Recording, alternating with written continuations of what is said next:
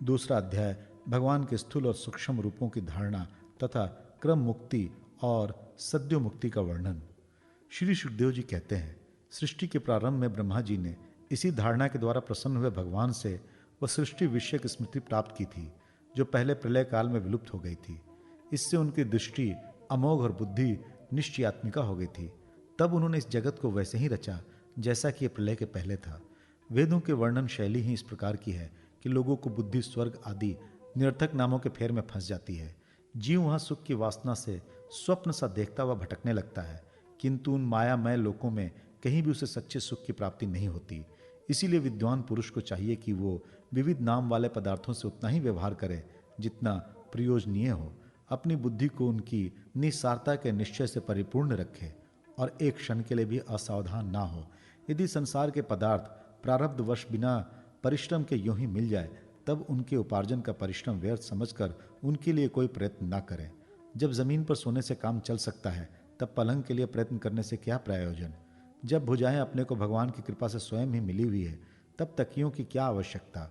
जब अंजुलि से काम चल सकता है, तब बहुत से बर्तन क्यों बटोरें।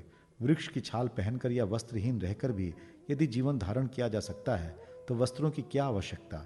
टहलने को क्या रास्तों में चिथड़े नहीं है। भूख लगने पर दूसरों के लिए ही शरीर धारण करने वाले वृक्ष क्या फल फूल की भिक्षा नहीं देते। जल चाहने वालों के लिए नदियाँ क्या बिल्कुल सूख गई हैं।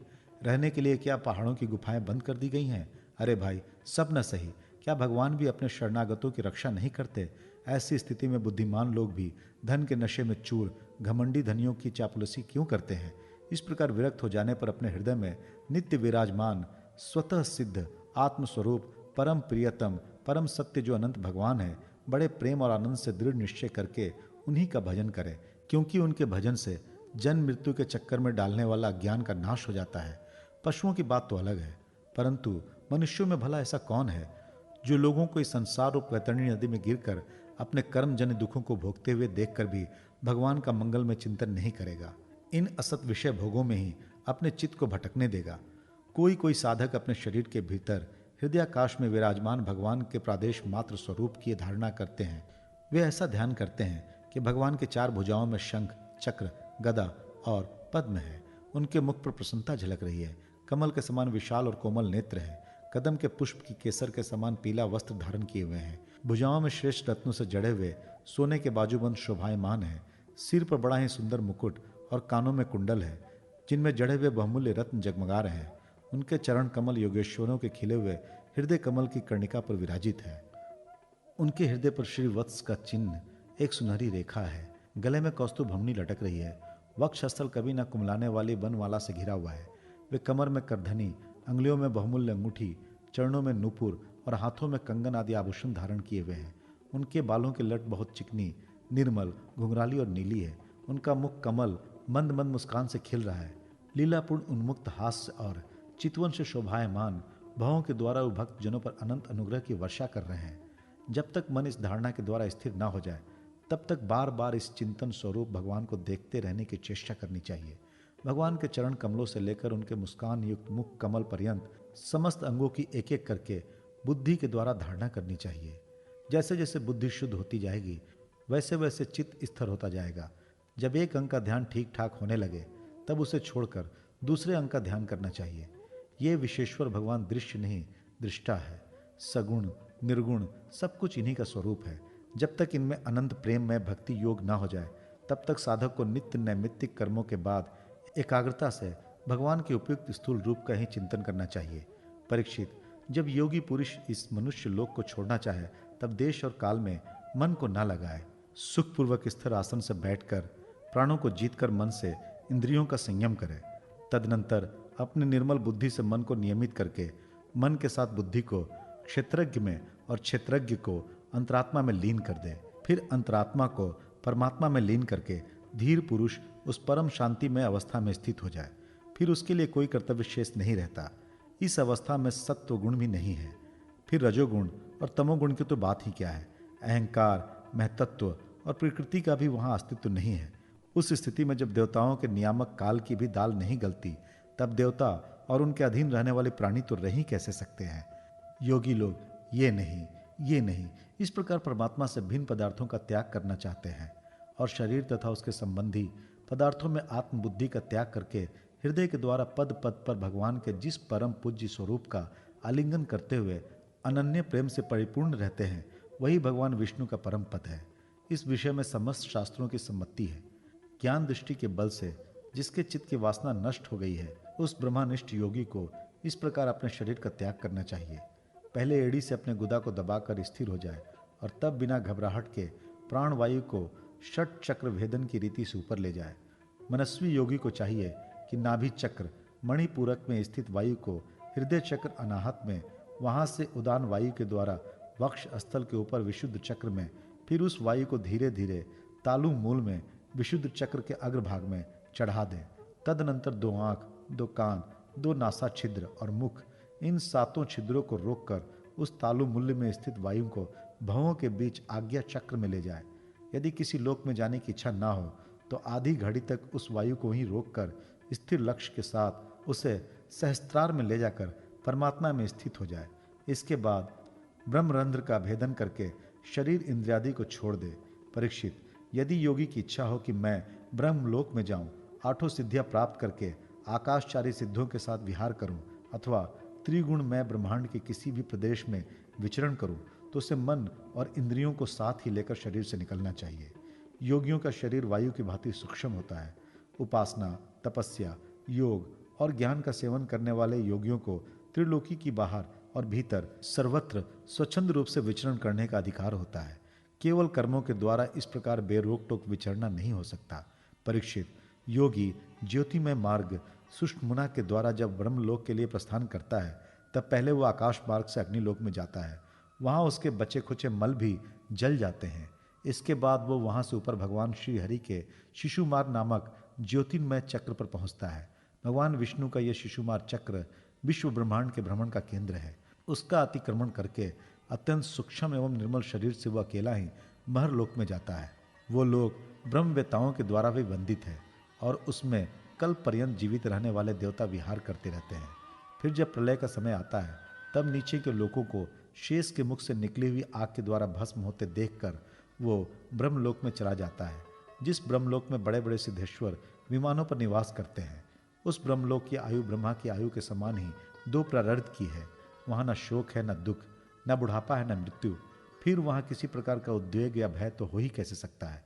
वहाँ यदि दुख है तो केवल एक बात का, वो यही कि इस परम पद को ना जानने वाले लोगों के जन्म मृत्यु में अत्यंत घोर संकटों को देखकर दयावश वहाँ के लोगों के मन में बड़ी व्यथा होती है।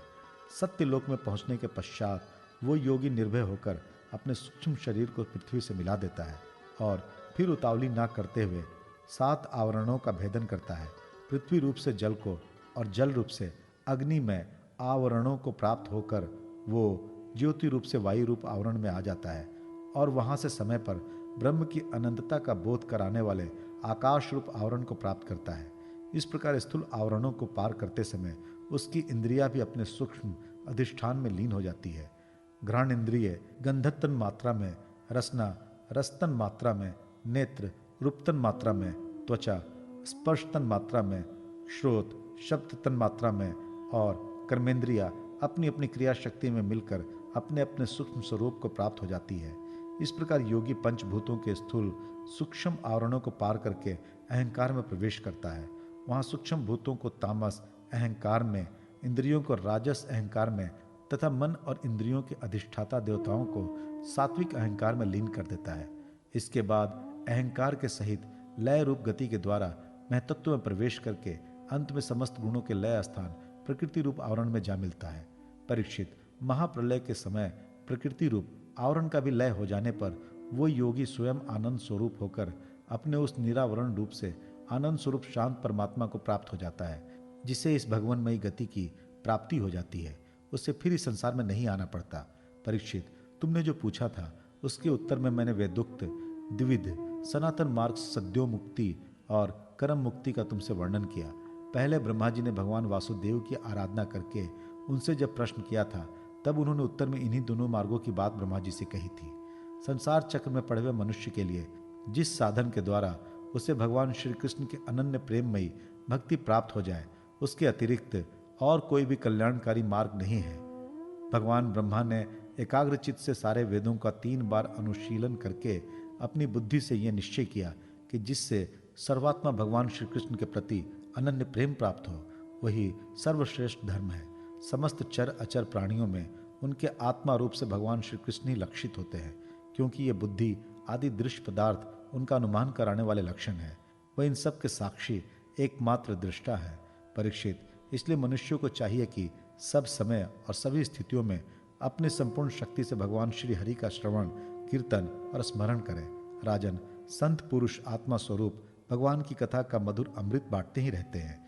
जो अपने कान के दोनों में भर भर कर उनका पान करते हैं, उनके हृदय से विषयों का विषैला प्रभाव जाता रहता है, वो शुद्ध हो जाता है और भगवान श्री कृष्ण के चरण कमलों की कामनाओं के अनुसार विभिन्न देवताओं की उपासना तथा भगवत भक्ति के प्राधान्य का निरूपण। श्री सुखदेव जी ने कहा, परीक्षित, तुमने मुझसे जो पूछा था, मरते समय बुद्धिमान मनुष्य को क्या करना चाहिए, उसका उत्तर मैंने तुम्हें दे दिया। जो ब्रह्म तेज का इच्छुक हो वो बृहस्पति की, जिसे इंद्रियों की विशेष शक्ति की कामना हो वो इंद्र की, और जिसे संतान की लालसा हो वो प्रजापतियों की उपासना करे।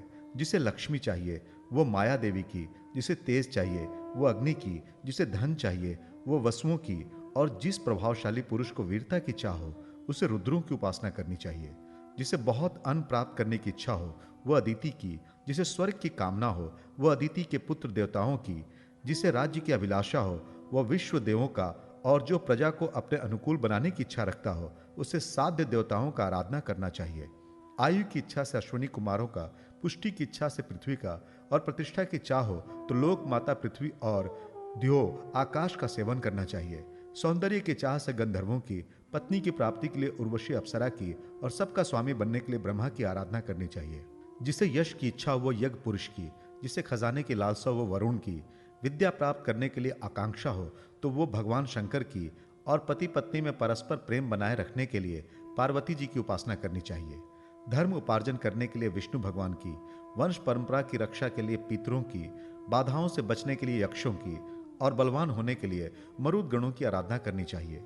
राज्य के लिए मनवंतरों के अधिपति देवों को, अभिचार के लिए निष्ठकों को, भोगों के लिए चंद्रमा को, और निष्कामता प्राप्त करने के लिए परम पुरुष नारायण को भजना चाहिए। और जो बुद्धिमान पुरुष है वो चाहे निष्काम हो, समस्त कामनाओं से युक्त हो अथवा मोक्ष चाहता हो, उसे तो तीव्र भक्ति योग के द्वारा केवल पुरुषोत्तम भगवान की ही आराधना करनी चाहिए। जितने भी उपासक हैं उनका सबसे बड़ा हित इसी में है कि वे भगवान के प्रेमी भक्तों का संग करके भगवान में अविचल प्रेम प्राप्त करें। ऐसे पुरुषों के सत्संग में जो भगवान की लीला कथाएं होती हैं उसमें उस दुर्लभ ज्ञान की प्राप्ति होती है जिससे संसार सागर की त्रिगुणमयी तरंग मालाओं के थपेड़े शांत हो जाते हैं। हृदय शुद्ध होकर आनंद का अनुभव करने लगता है। इंद्रियों के विषयों में आसक्ति नहीं रहती। केवल मोक्ष को सर्वसम्मत मार्ग भक्ति योग प्राप्त हो जाता है।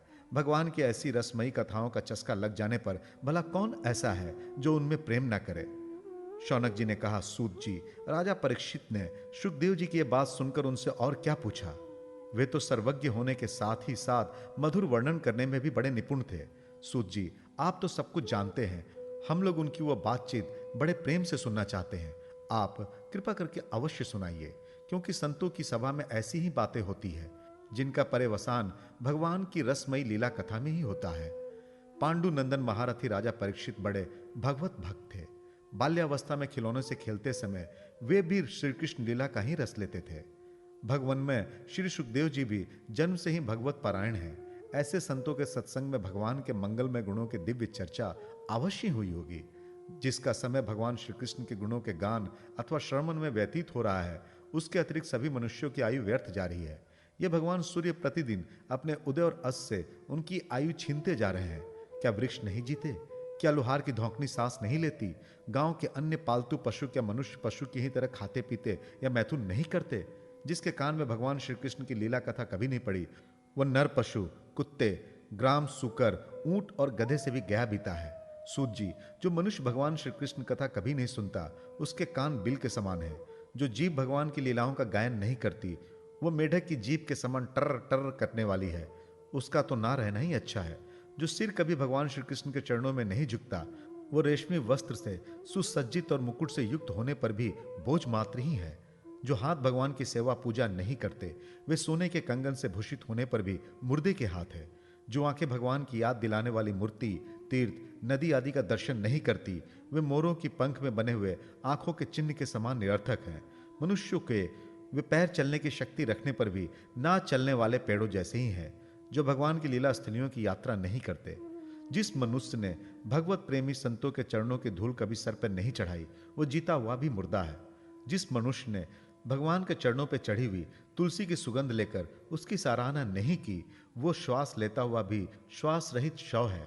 सूत जी, वो हृदय नहीं लोहा है जो भगवान के मंगलमय नामों का श्रवण कीर्तन करने पर भी पिघलकर उन्हीं की ओर बह नहीं जाता। जिस समय हृदय पिघल जाता है उस समय नेत्रों में आंसू छलकने लगते हैं और शरीर का रोम रोम खिल उठता है। प्रिय सूत जी, आपकी वाणी हमारे हृदय को मधुरता से भर देती है।